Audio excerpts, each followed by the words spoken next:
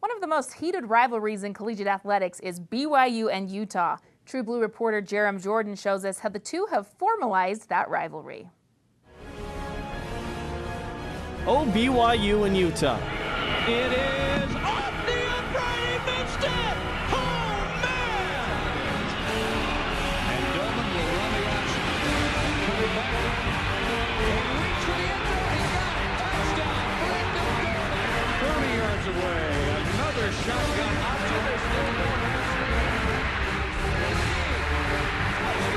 and here comes, he's got to run to the right. John Beck is on the run, he throws behind him, it is caught for the touchdown!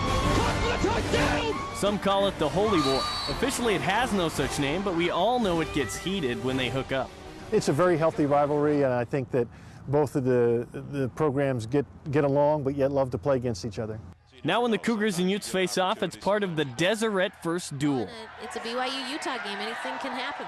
We've been working on it for quite a while. It just took a while to put together, and it's something that's great. I mean, these two schools have quite a tradition of competing against each other. It is going to really take the environment up another notch. The duel is a competition of 9 different sports, 12 teams, and 22 games. Sports were selected from where BYU and Utah compete head-to-head in the regular season. Cross country, track and field, skiing, and golf aren't in this category. Both schools talked about a sponsored official rivalry and finally worked out the details. Our staffs talked about a scoring system, and then we agreed to go ahead and try it. Here's how the points work. Each team earns a certain amount of points based on the sport. Football is 10, soccer's worth 6, basketball 5, gymnastics 3, volleyball 3, baseball and softball 1.5, and swimming and tennis 1. The school with the most points at the end of the year is the winner.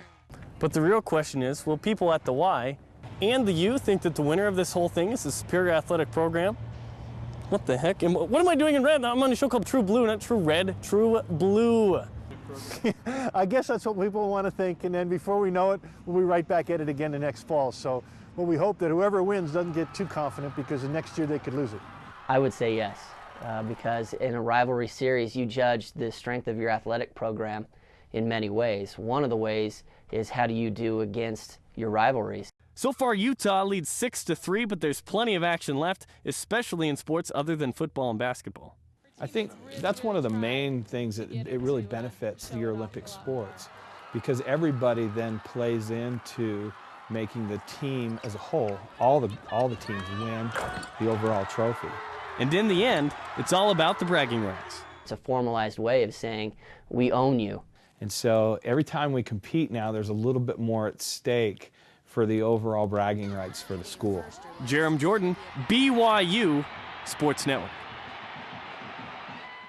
Thanks, Jarom. During the week of the BYU-Utah football game in November, Jarom will revisit the Deseret duel and see how the Cougars are doing.